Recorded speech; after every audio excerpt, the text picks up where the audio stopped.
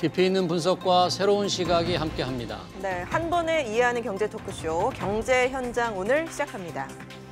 정부 의도와 달리 부동산 시장의 악순환이 반복되고 있습니다.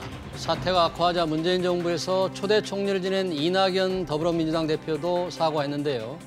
조만간 정부가 발표할 대책은 매입 임대가 유력한 것으로 알려졌습니다. 네, 공공임대를 늘리면 당장의 전세난을 해소할 수 있을까요? 시청자 여러분의 의견이나 궁금증들 유튜브 실시간 댓글을 통해서 많이 참여해 주시고요. 오늘 두 분과 함께하겠습니다. 구본기 전 더불어시민당 최고위원, 김인만 부동산 연구소장 자리하셨습니다. 어서 오십시오. 어서 오십시오. 네, 안녕하세요. 네. 자, 오늘 이 두 분 부동산 전문가 모셨는데 원래는 오늘 부동산 대책이 이제 발표하는 것으로 해서 그 대책을 가지고 저희가 논의를 하기로 했는데 뭐 하루가 늦춰졌어요, 지금. 저희들 준비한 게 상당히 좀 문제가 생겼습니다.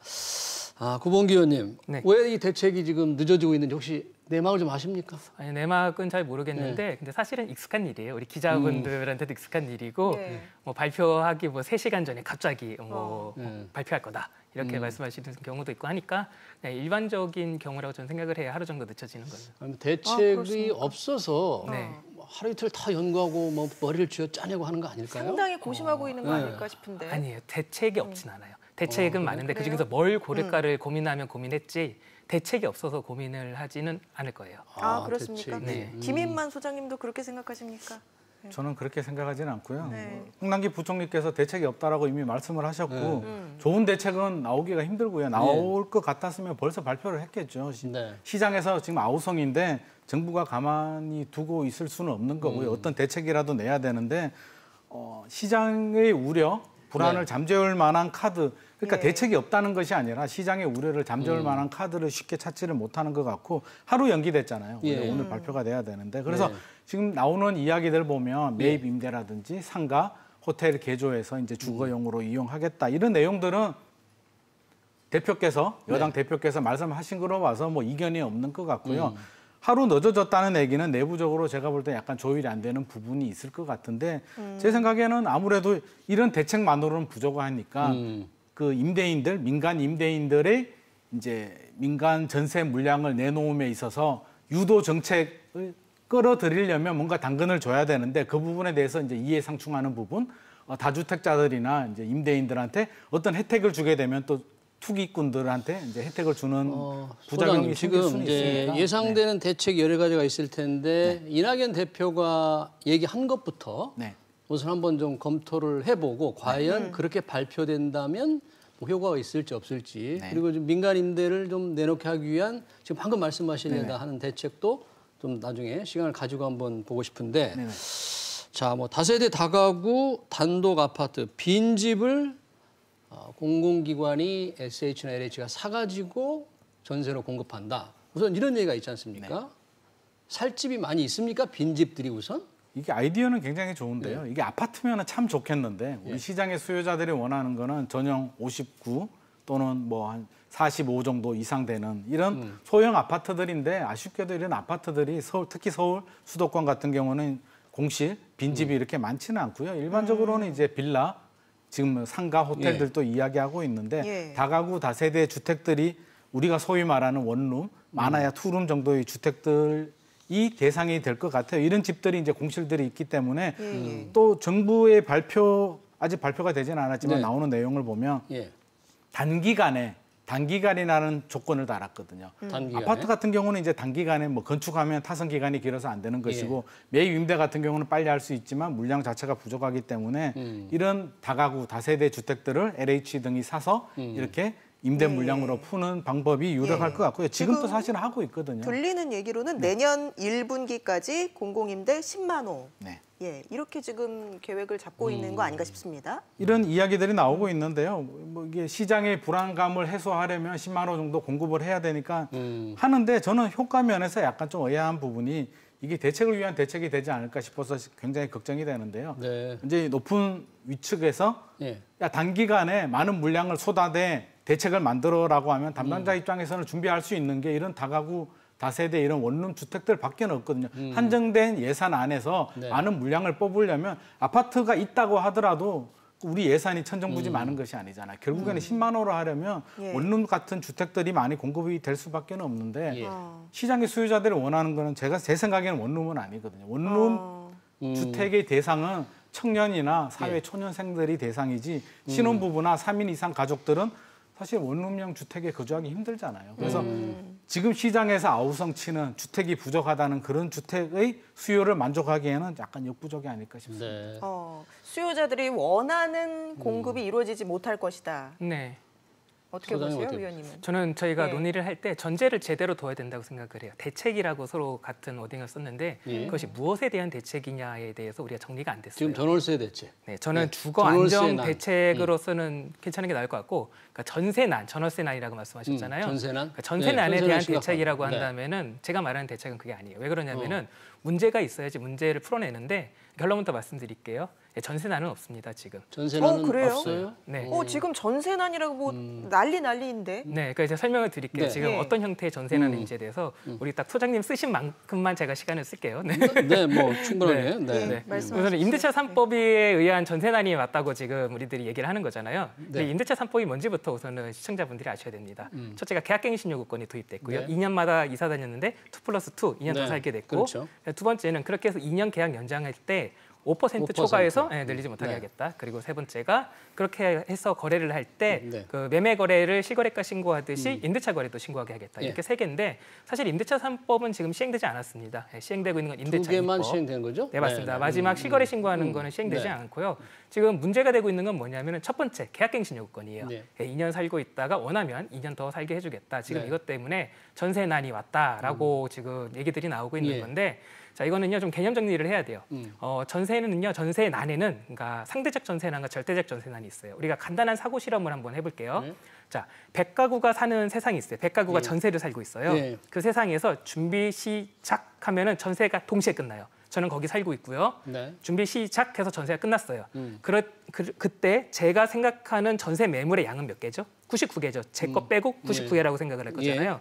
근데 이 세상에 계약갱신 요구권이 도입이 됩니다. 네. 그 결과 원래라면 100가구가 다 끝났어야 될 전세가 95가구가 계약갱신 요구권을 행사하게 돼요. 행사했다. 예. 네, 전 행사를 안 해서 나왔습니다. 예. 자, 그럼 제가 생각했을 때의 전세 매물 양은 몇 개일까요? 제 집 빼고 4개겠죠? 네. 자, 보세요. 전자의 세상과 후자의 세상에 전세 매물의 수급 균형에는 변함이 없어요. 우리들 어렸을 때 한쪽에다 나비 그려놓고 한쪽에 꽃 그려놓고 이렇게 연결 짓는 것들 하잖아요. 모두가 들어가서 살 수 있는 전셋집이 있어요. 자, 보세요. 그러니까 지금 사람들이 느끼는 전세난은 뭐냐면 계약갱신 요구권에 의한 전세난은요. 절대적 전세난이 아니고요. 체감적 전세난인 거예요. 내가 이전에는 딱 시작하고 나왔을 때 아이고 99개나 매물이 있었는데 근데 계약갱신 요구권이 도입되고 나서 나와보니까 아이고 4개밖에 없네 이렇게 체감적으로 상대적으로 느끼는 전세난인 겁니다. 자 그러면은 생각을 해보자고요. 그러면은 우리가 계약갱신 요구권을 대체 왜 도입을 한 거냐고요. 계약갱신 요구권을. 우리 2년마다 이사 다니는 거 이거 너무하니까 제발 끝내자고 통과시킨 거잖아요. 법률을. 네. 그러면은 계약갱신 요구권을 행사해가지고 상대적 전세난이 온다는 거는 뭐냐면은 바꿔 말하면은 그 사람들의 주거권이 향상됐다는 걸 의미하는 거예요. 지금. 계약갱신 요건을 행사해서 네. 4년을 살게 된 분들은 이사를 안 가니까 그럼요. 그런 측면은 있겠죠. 그럼 보세요. 네. 그러면은요. 우리 그냥 대전제를 놓고 생각하죠. 대의를 생각해 보자고요. 2년마다 이사 다니는 거 너무하다는 거 다 공감하실 거예요. 그래서 4년으로 늘었어요. 만약 이거에 공감하는 언론사라면요. 네. 계약갱신 요구권을 행사해 가지고서 이사비 100만 원 막 100만 원 넘게 드시죠. 그리고 복비까지 내야 되죠. 그거 아낀 사람들을 취재해야 돼요. 근데 지금 그런 취재는 없고 지금 아파트 앞에서 줄 서는 현장만 찾고 있잖아요. 예. 자, 그럼 이제 마지막입니다. 이 줄 서는 현장이 왜 있는지를 사고 실험에서 빠져나와서 현장으로 와볼게요. 예. 자, 계약갱신 요구권을 행사할 가능성이 높은 집은 어딜까요? 살고 있는 게 좋은 거예요. 내가 여기 살고 있는 게. 네. 그러니까 가령 신축, 새로 공급된 아파트인 거죠. 1년 반 정도 사는데 계약갱신 요구권이 행사돼서 더 살 수 있대요 하면 저거 행사하겠죠. 예. 자, 근데 반면에 사람들 보는 눈은 소위 독인 객인이에요. 다 똑같아요. 내가 지금 그 집보다 상대적으로 낡은 주택에 살고 있으면은요, 내 계약이 끝날 때쯤 해가지고 그 집을 기웃거리면서 어디 전세 매물 나온 거 없나 이렇게 보게 돼요. 예. 그러다 거기서 매물이라도 하나라도 나오잖아요. 그럼 거기 다 몰리는 겁니다. 그러니까 지금 이런 현상이 일어나고 있는 거예요. 그러니까 공급 부족이 없다. 네, 맞습니다. 간단히 말하면 절대적인 전월세난이 아니다. 자, 뭐 이런 거예요. 하지만 네. 절대적 전세난이 있었어요. 상대적 전세난이잖아요. 지금 제가 개념 정리한 거에 따르면 그러면은 전세가 월세로 절대적으로 전환되는 시기가 있었어요. 예. 제가 저번에 나와서도 말씀드렸는데 제가 그때 데이터를 정확하게 설명을 못 드려서 준비해 왔어요. 지금 우리나라에 임차 가구 중에 전세가 많을까요, 월세가 많을까요? 월세가 많습니다. 현재 네, 현재 월세가 많아요. 원래는 전세가 많았는데 고본기 소장님 잠시만요. 네네. 지금 사실 오늘 전세 대책에 대한 내용을 논의하는 자리이기 때문에 전세난이냐 아니냐 상황 진단 지금 일단 전세난이 아니라고 보시는 것이죠? 네, 이것까지만 설명드려도 되겠죠. 네. 절대적 예. 전세난이 언제 있었느냐? 절대적 전세난이 이때 있었습니다. 2011, 2012, 2013 보시면은 전세 가구가 처음엔 많다가 전세 가구가 쭉 떨어지죠. 확 떨어지죠. 월세로 전환되잖아요. 이게 예. 절대적 전환 시기입니다. 이제 박스친 구간에 딱 일어나잖아요. 이 박스친 구간이 언제냐면은 예. 이명박 박근혜 정부 시절입니다. 네. 절대적 전세난은 이명박 박근혜 정부 시절에 있었고 지금 임차 가구 중에서 전세 비율이 굉장히 떨어졌고 그때부터 네. 이렇게 떨어졌다 그런 얘기인가요? 네, 그래서 아예 이런 일도 있었습니다. 박근혜 네. 대통령이 나와서 네. 어차피 전세 시대는 갑니다, 여러분. 하나의 추억이 될 겁니다. 우리 기억을 꺼내야 돼요, 우리. 이런 시절이 있었습니다. 절대적 전세난의 시대가. 네, 저희 설명 다 했습니다. 알겠습니다. 지금의 전세난이 지금 전세난이 아니다라는 입장이신 거죠? 네, 맞습니다. 그럼 이건 정부는 좋은 왜 전세난입니다, 전세 지금. 대책을 내놓습니까? 네, 잘 정부는 못했어요. 그럼 전세 그렇지. 대책을 왜 난도 내놓습니까? 아니라는데. 전 이거 등 떠밀리는 것 같아요. 왜 그러냐면은 문재인 여론에 정부의 떠밀려서 네, 문재인 정부의 부동산 정책의 특징이 뭐냐면은 네. 달래면서 간다는 거예요. 민원을 계속해서 수용해요. 일단 알겠습니다. 네. 지금 상황 진단에 대한 구본기 소장님 말씀을 하셨기 때문에 김인만 소장님께도 잠깐 기회를 드리겠습니다. 간단히 부탁드릴게요. 상황 진단. 뭐 전혀 공감할 수 없는 이야기고요. 제가 볼 때는 그냥 말장난이다라는 생각밖에 안 드는데 다수 국민들이 바보도 아니고요. 힘드니까 힘들다고 하는 거고요. 상대적, 절대적 뭐 이게 나누는데 상대고 절대고 모르겠고요. 다수의 시장 수요자들은 내가 가고 싶은 아파트, 내가 살고 싶은 아파트 비슷한 수준으로 가려고 하니까 지금 전세 가격이 오르고 매물이 없다는 거지. 더 낮은 수준으로 가면 있겠죠. 그렇지. 아파트 사는 사람이 빌라로 가면 왜 없겠습니까? 그래서 내가 사는 수준 또는 그 이상으로 가려니까 없다는 건데 임대차 뭐 2법, 뭐 이제 네. 정부 3법도 이제 내년 6월에 이제 시행이 예. 되니까 내년 6월부터는 3법이 되는데 이것 자체도 이제 통계 한국감정원 제가 자료를 가지고 오지는 않았지만 통계 자료를 보면 7월 달부터 전세 가격이 급등하게 되거든요. 그러면 예. 7월 달에 무슨 일이 있었냐면 결국 정부의 정책 발표 때문에 이런 부작용이 생기는 것이고요. 예. 체감적인 거는 뭐 잘못됐다. 그런 식으로 이제 말씀을 살짝 해주셨는데 국민들이 느끼기에는 이제 뭐 노래, 가요 프로를 예를 들자면 뭐 예. 전문가들은 순반, 공기반을 해서 뭐 좋은 노래라고 하는데 다수 국민들은 예. 노래를 듣고 내 가슴에 공감이 되고 체감이 되면 좋은 노래거든요. 그래서 지금의 전세난이 아니다라고 하면 정부가 등 떠밀려서 대책이 나온다라고 하는데 저는 그렇게 보지 않고요. 정부가 국민들의 등을 떠밀었지 정부가 국민들한테 등 떠밀려서 이런 대책이 나온다 절대 그렇게 생각하지 좋습니다. 않습니다. 이 전세난이냐 아니냐를 논하려면 상당한 시간이 많이 필요하니까 일단 내일로 예상되는 우리가 전월세 대책 네. 이 어떤 내용일 건지 그 대책이 시장에 어느 정도 효과를 미칠 것인지로 좀 화제를 옮겨서 네. 김인만 소장님 지금 예상되는 대책의 내용을 조금 구체적으로 한번 좀 설명을 해주시죠. 어떻게 나오는지. 지금 언급되는 내용들은 뭐 다들 아시다시피 매입 임대 그러니까 공공에서 이제 주택을 매입을 해서 임대로 놓는 방식이 매입 임대인데 지금 또 하고 있지만 물량을 더 많이 늘려서 대폭 예, 예. 늘리겠다 단기간에 뭐 매입 내년까지 뭐 10만 호 정도 늘리겠다는 거고요. 이낙연 대표께서 이제 말씀하신 부분이 약간 좀 다소 생소하기도 하고 약간 쇼킹하게 들릴 수도 있는데 예, 예. 상가 오피스텔을 활용해서 네. 예. 오피스, 상가 예. 또는 호텔들을 활용해서 이제 개조를 예. 해서 주거용으로 활용하겠다는 주거용으로. 것이거든요. 네. 뭐 괜찮은 방법이긴 한데요. 이제 수요층 자체를 보면 3인 이상 가구, 신혼부부들이 살 수 있는 아파트 수요에 대해서는 충족을 못할 것이고요. 대학생이나 이제 청년층에 대해서는 괜찮은 방법일 수도 있는데 저는 약간 우려스러운 부분이 오늘도 제가 이제 그런 연락을 예. 받았는데요. 최근에 이제 호텔들이 장사가 안 되잖아요. 네. 여러 가지 어려워서 네. 생활형 숙박시설이라고 이제 기존에 있는 호텔 시설을 숙박시설, 오피스텔처럼 전환해서 이렇게 예, 판매하는 상품들이 이제 최근에 많이 등장하고 있고 그래요? 이제 부산 등에 이제 많이 발생하는데 오히려 정부가 이렇게 어려운 분들을 도와주는 격이 아닐까. 이걸 매입해서 등 가려운 사람들 긁어주는 격이 되고 호텔 경영자들을 도와주는 호텔 주인들 제가 볼 도와준다 때 그런 그럴 얘기인가요? 가능성이 충분히 있고요. 다가구들 이제 다세대들 많이 매입을 할 수밖에 없는 구조인데 잘하면 괜찮은데 제가 오늘 또 이제 연락을 받은 게 예. 건축하시는 분이거든요. 예. 예, 예. 굉장히 좋은 기회다. 이 기회에 많이 짓고 미분양이 있는 거 빨리 LH한테 많이 팔아야겠다라는 말씀을 하신 걸 제가 미분양이 실제로 있어요? 뭐 수요자들 뭐 빌라 같은 반응은 경우는 어때요? 미분양들이 미분양이 있죠. 있으니까. 미분양이 있는데 지금 급하잖아요. 지금 급한 거는 정부거든요. 10만 원을 채우려면 정확한 타당성 분석, 경제성 분석이 아니라 나와 있는 매물들을 제가 볼 때는 막 사들일 거란 말이에요. 결국에는 또 그분들 좋은 일 시켜주지 않을까요? 근데 수요자가 원하는 물량이 나와야지 살고 싶지 않은 곳에 있는 많은 물량을 공공기관에 사서 팔려고 하거나 전세를 준다고 과연 수요가 제가 있을까? 가장 걱정되는 부분이 그건데 미스매치. 수요자들이 원하는 거는 이제 소형 아파트인데 소형 아파트를 단기간에 공급하는 거는 어렵고 단기간에 이제 10만 호를 공급하려다 보니까 이런 주택들이 밖에 나올 수 없거든요. MB 정부 시절에도 이제 도시형 생활주택이라고 있었는데 취지는 좋았거든요. 청년 주거 안정을 위해서 주차장법이나 여러 가지 건축법에 혜택을 주면서 많은 주택을 공급해줘라고 했는데 결국에는 돈 번 사람들은 건축업자들만 많이 지어서 이렇게 많이 팔아먹는 이런 현상들이 생겼기 때문에 좀 우려스럽고요. 또 이제 추가로 우리가 예상할 수 있는 부분은 최근에 지방의 이제 매매 시장이라든지 부산, 울산, 뭐 대전 이런 지역들이 굉장히 강세잖아요. 그래서 아마 규제 지역을 좀 추가할 가능성이 있을 것 같습니다. 아, 규제 지역을 부산이나 울산 지역에 조정 대상 지역이나 투기 과열지구 지정될 가능성이 있을 것 같고요. 또 하나 제 생각에는 하루 늦어졌는 게 이런 부분이 있을 것 같아요. 이런 부분만 가지고 이제 부족하니까 임대인들, 민간 임대인들 다주택자들도 포함이 될지는 모르겠지만 민간 임대인들이 전세 물량을 어떻게 끌어들일 것인가.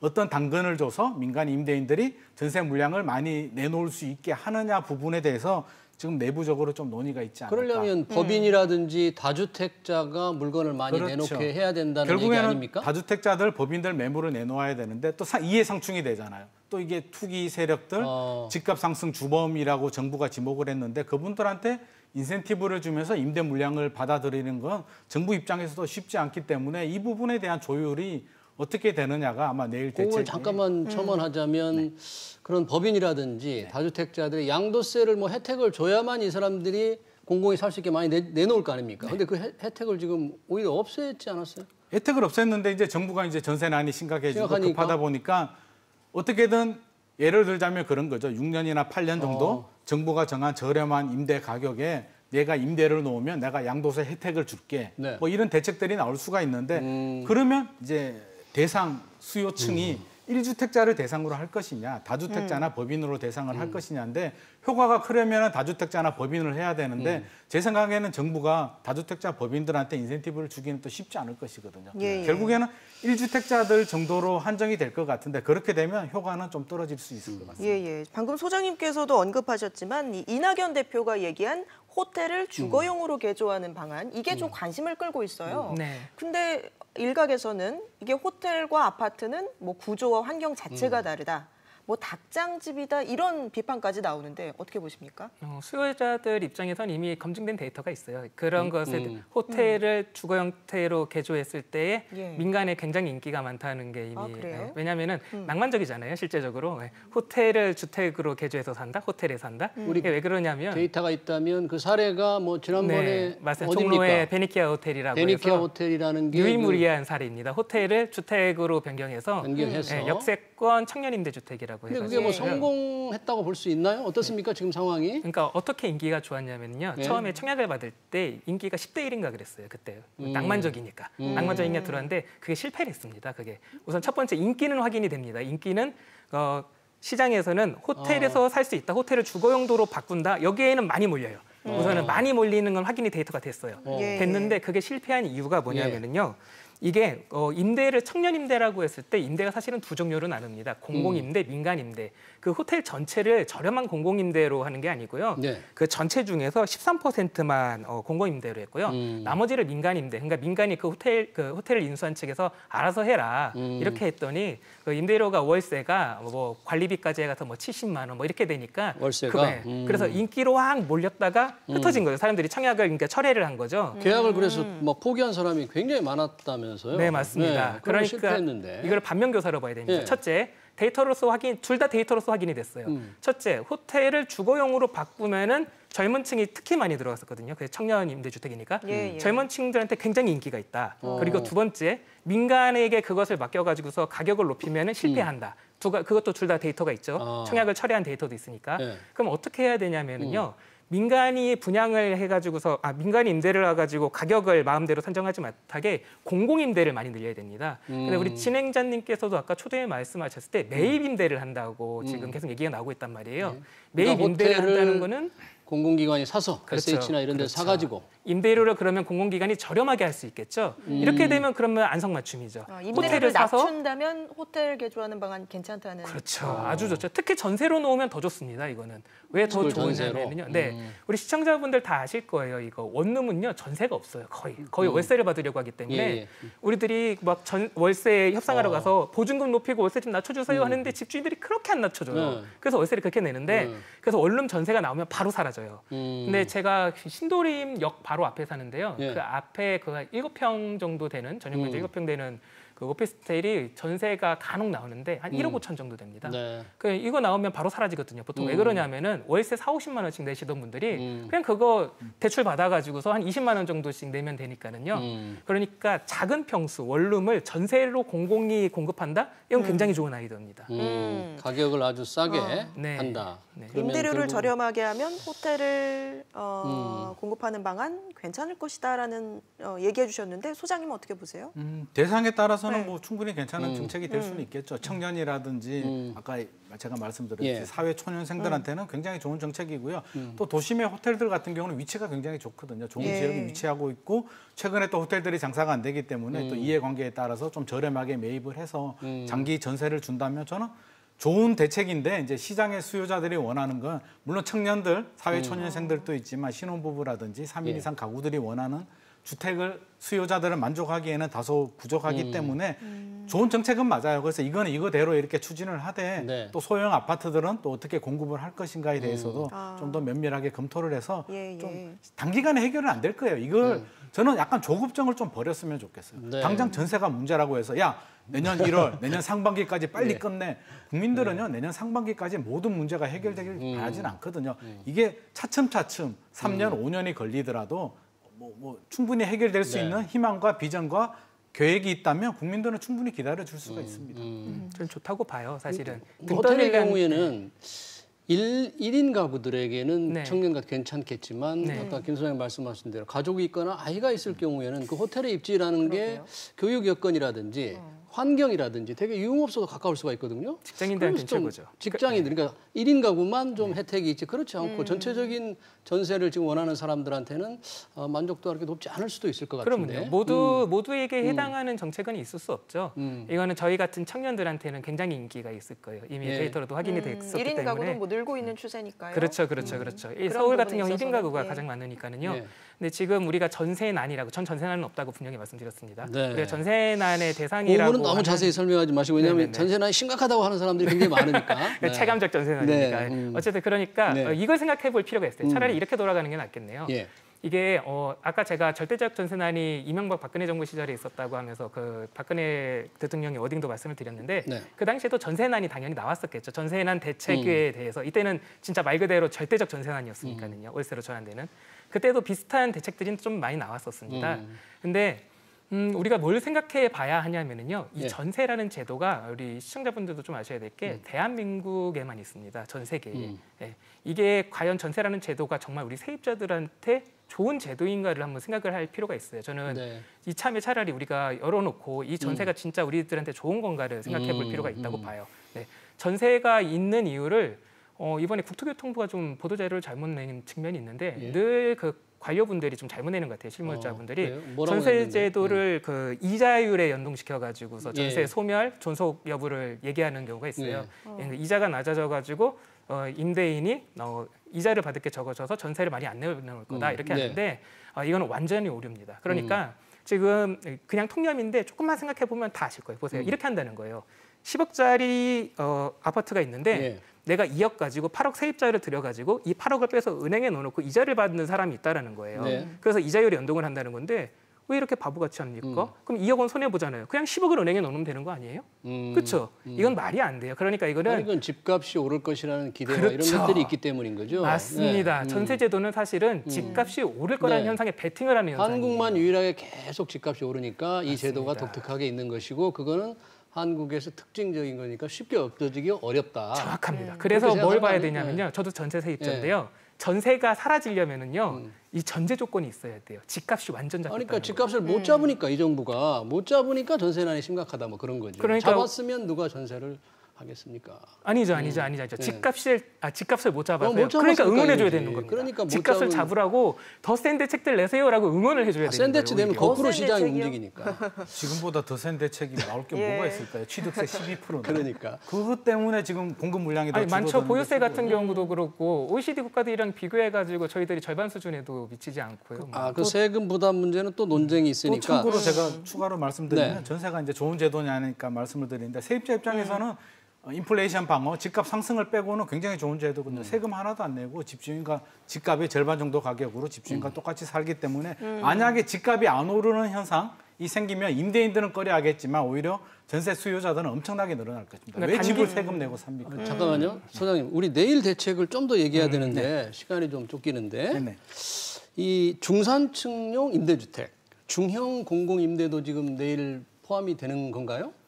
아마 포함될 가능성이 높겠죠. 어떻습니까? 그 대책의 어떤 효과라든지 전망이라는 건 어떻게 보십니까? 방향성 자체는 저는 맞다라고 보는데 임대주택이라고 해서 꼭 이게 소형 아파트 뭐 적게만 살아야 되느냐. 그래서 예. 85제곱미터, 60제곱미터에서 85제곱미터로 확대한다는 거에 대해서는 저는 적극적으로 찬성을 하고요. 임대도 좋고요. 전세도 좋고요. 뭐 공공임대 아파트 거주하시는 분들이 꼭 적은 아파트에 살 필요는 없는 것이거든요. 그래서 네. 발상의 전환은 필요한데 단 전제 조건이 얼마나 충분한 물량이 어떤 계획을 가지고 일관성 있게 공급을 해주느냐가 관건이 될 것 같습니다. 그래서 뭐 당장 뭐 내년까지는 10만 호 매입 임대 뭐 이런 네. 주택들이 공급이 되겠지만 중장기적으로 한 5년 정도 틈을 두고 이런 양질의 주택이 양질의 소형 아파트가 얼마나 공급이 될까 이 부분이 가장 큰 키포인트가 되지 않을까 싶습니다. 네. 우리 지금 내일 발표하는 것과 비슷한 것으로 지금 보이는 뭐 역세권 청년 주택이라든지 또는 뭐 장기 전세 주택, 네. 뭐 뉴스테이 또는 시프트 이런 것들도 성공했다고 평가를 시장에서는 못 받고 있죠. 어떻습니까? 그럼 뉴스테이랑 예. 그 시프트는 조금 다른 개념인데요. 예. 뉴스테이 같은 경우는 그 박근혜 정부 시절에 나온 건데 그 지금 문재인 정부가 좀 이어받아서 하고 있는 그 정책 중에 있어요. 지금 그 임대사업자 제도라고 흔히 부르잖아요. 예. 네, 그 전신입니다. 그거고 지금 저희가 좀 비슷하게 살펴봐야 될 거는 시프트입니다. 시프트. 오세훈 서울시장 오세훈 시절에 시장 때 했었던. 예. 장기 전세 주택. 네, 맞습니다. 예. 근데 이거는 무슨 문제가 있었냐면요.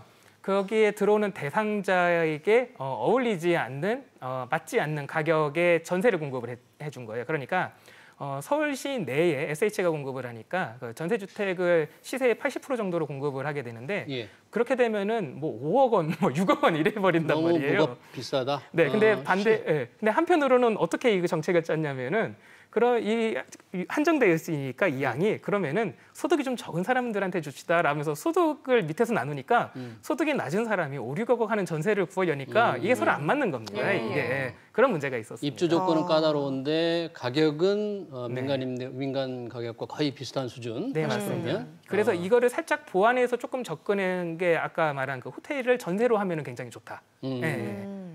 그렇군요. 그러면 뭐 내일 대책이 발표되고 나서 시장에서 과연 어떤 반응을 보일지 모르겠는데 지금 야당에서는 여당이 뼈아픈 이 잘못이다 이렇게 얘기를 하니까 다 원상복귀해라 그럼 유승민 의원 같은 경우 임대차 3법 원상복구해라 원상복귀해라. 이런 얘기를 하고 23번 있는데 발표한 대책도 모두 재검토하라 그러는데 그럼 어떻게 해야 됩니까 소장님? 그건 반대로. 현실적으로 불가능한 이야기고요. 네. 나와 있는 대책을 원상복귀하기는 어렵고 이제 보완은 좀 필요하겠죠. 임대차 뭐 3법, 정확히는 2법인데 저는 계약갱신 청구권 자체를 굉장히 반대하는 입장인데 반대가 뭐냐면 2+2 좋아요. 2년이 너무 짧으니까 늘려주는 거는 좋은데 예. 계약갱신 청구라는 자체는 청구를 해야 되고 받아들이고 또 거절을 하기 때문에 수많은 분쟁이 생기거든요. 그래서 차라리 최단 존속 기간을 2년에서 3년에서 4년으로 좀 늘려줬으면 분쟁이 훨씬 더 줄어들지 않았을까.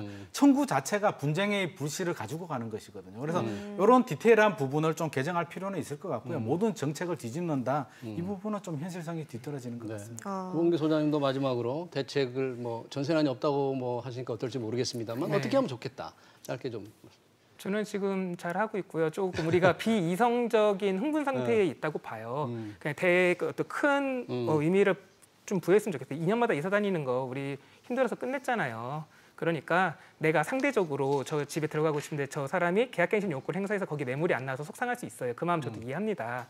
하지만 입장 바꿔놓고 생각을 해보자고요. 우리가 2년 뒤에 다시 이제 4년 살면 되잖아요. 좋은데 가서 좀 마음 좀 우리가 넓게 쓰고 좀 그랬으면 좋겠습니다. 네, 여기까지 듣겠습니다. 지금까지 김인만 부동산 연구소장, 구본기 생활경제연구소장과 함께했습니다. 고맙습니다. 수고하셨습니다. 고맙습니다.